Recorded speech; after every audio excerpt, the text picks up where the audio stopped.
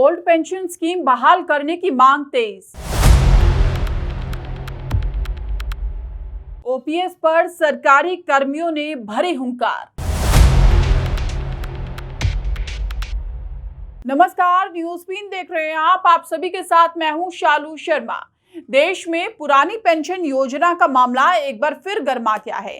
जल्दी ही होने वाले विधानसभा चुनावों और लोकसभा चुनावों में सरकारी कर्मचारियों की पुरानी पेंशन योजना फिर से लागू किए जाने का मसला जरूर ही उछलेगा।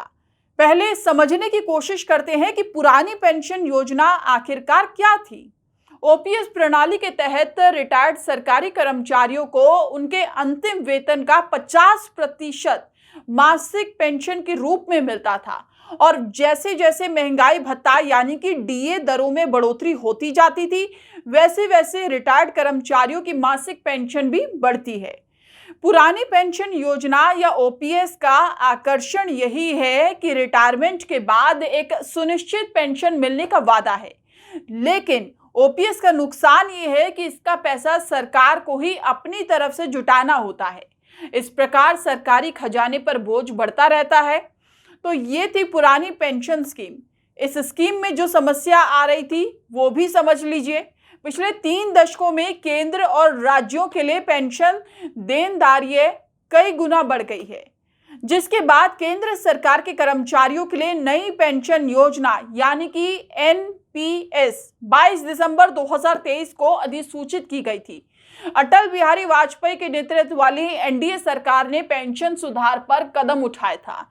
एनपीएस 1 जनवरी 2004 से सरकार में समस्त नई भर्तियों के लिए प्रभावी हो गया और उस वर्ष सत्ता में आई कांग्रेस के नेतृत्व वाली नई सरकार ने सुधार को पूरी तरह से लागू कर दिया। अब ये समझ लीजिए कि नई पेंशन स्कीम क्या है। साल 2004 में केंद्र सरकार ने नई पेंशन योजना की शुरुआत की। इस योजना में कर्मचारियों को मिलने वाला पेंशन उनके योगदान के आधार पर मिलता था।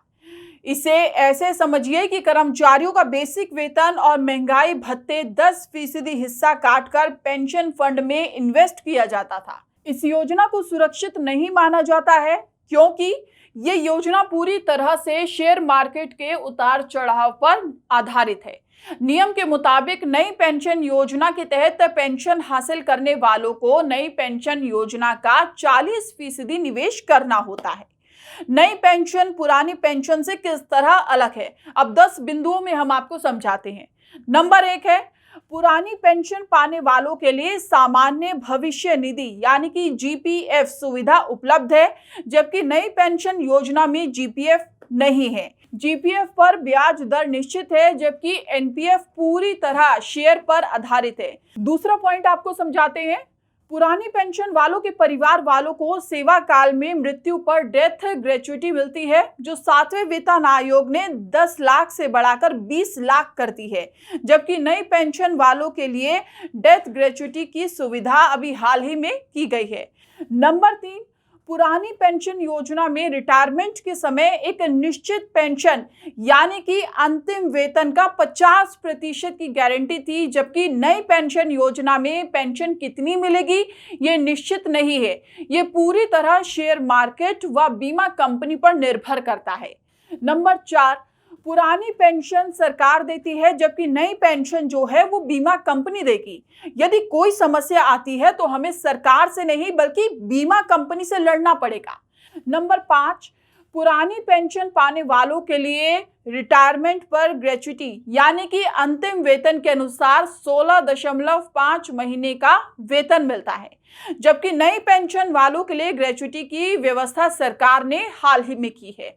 नंबर 6 पॉइंट है, पुरानी पेंशन के लिए वेतन से कोई कटौती नहीं होती है, जबकि नई पेंशन योजना में वेतन से प्रति महीने, जी हाँ, प्रति महीने 10% की कटौती निर्धारित है।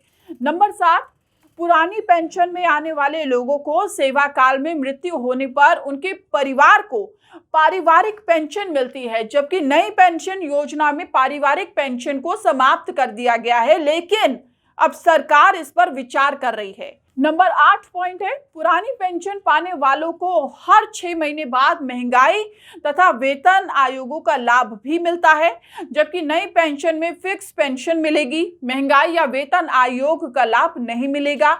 ये एक बहुत बड़ा नुकसान है।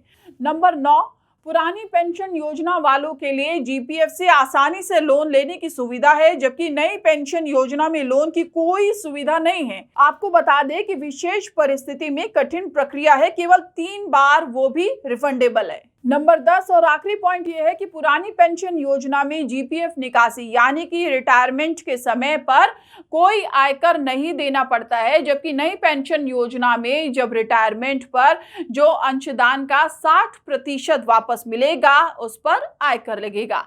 आप लोगों की क्या राय है नई पेंशन स्कीम और पुरानी पेंशन को लेकर, हमें कमेंट कर जरूर बताएं। देश और दुनिया की तमाम बड़ी खबरों के लिए चैनल को सब्सक्राइब करना ना भूलें, ताकि हर वीडियो का नोटिफिकेशन आपके पास समय पर पहुंचे। नमस्कार।